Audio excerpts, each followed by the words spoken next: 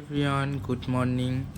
আজকে হচ্ছে 30 তারিখে আমরা সবাই সপরিবার মিলে আমরা বেরিয়ে পড়েছি হচ্ছে দীঘায় যাওয়ার উদ্দেশ্যে।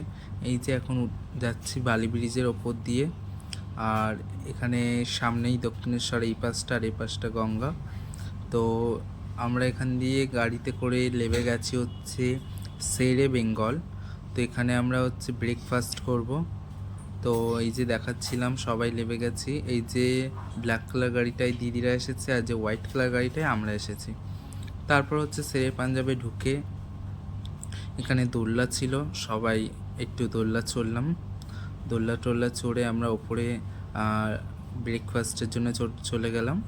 এখানে আমরা নিয়েছিলাম কচুরি, আর ওর সাথে একটা তরকারি ছিল, আর এক্সট্রা করে একটা আলুর কষা মতো নিয়েছি। তারপর এখানে খাওয়া দাওয়া হয়ে যাওয়ার পর ওইদিকে জামাইবুর ভাই গল্প করছে, যেদিকে আমরা গল্প করছিলাম। খেয়ে দিয়ে আমরা সবাই গাড়িতে উঠে পড়ে কিছুক্ষণ পরেই 2-3 ঘন্টা মতন পরেই আমরা সবাই গাড়িতে করে চলে এসেছি দীঘায় গেটটা দেখতে পাচ্ছ তোমরা। তারপরে কিছুটা চলে এসে দেখতে পাচ্ছি পুরীর আদলে একটা মন্দির হচ্ছে এখানে।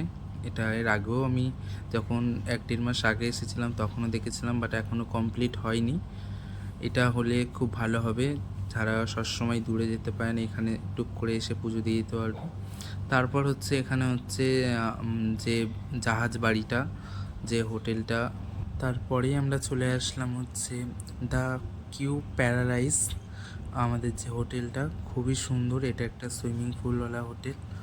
আর এই যে দুটো গাড়ি দাঁড় করানো আছে। আমরা এখন হোটেলে ভেতরে এন্ট্রি করছি। এখানে সবাই রেস্ট নিচ্ছিল। এটা হচ্ছে রিসেপশনটাও খুব সুন্দর ডেকোরেশন করা, অপূর্ব দেখতে লাগছিল। এখানে সব ওয়েটিং করছে, জামাইবু হচ্ছে রুম ঠিক করছে। তো এবার আমি দেখাচ্ছিলাম এখানে ডেকোরেশনটা। এবার চলো তোমাদের ছোট্ট করে একটা হোটেলের রুম টুরটা দিয়ে দিই।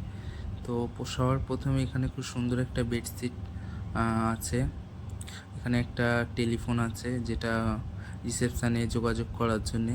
খুব বড় একটা এলসিডি টিভি আছে, একটা বড় মিরর আছে, আর আছে হচ্ছে সুন্দর একটা ব্যালকনি। আর এই যে আমার বোন, আর এই যে এবার তোমাদেরকে আমি দেখাবো হচ্ছে সুন্দর একটা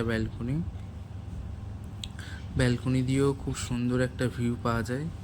সামনেও ওই ধারের একটা হোটেলের সুইমিং পুল আছে। খুবই সুন্দর একটা হোটেলটা হচ্ছে দ্য কিউ প্যারাডাইস।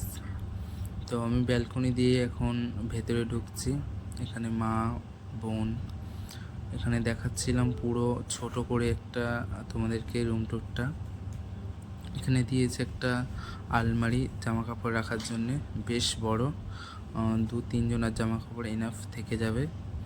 তারপর তোমাদেরকে দেখাচ্ছি বাথরুমটা, যেটা না দেখালেও চলে, বাট তবুও যেটা দেখানো যায় তো দেখালাম তোমাদেরকে ছোট করে বাথরুমটা মোটামুটি বড়, চলার মতন ভালোই। আর এখান দিয়ে দিদির মেয়ে যাচ্ছিল, আবার রিটার্নে হাই করবে। এই যে তো সবারই আমাদের পাশাপাশি রুম নেওয়া হয়েছে। আর এই যে এখন দেখাচ্ছি ছোট্ট করে রুম টুরটা তোমাদেরকে। আর এখানে পেন্টিংটাও খুব সুন্দর লাগছিল।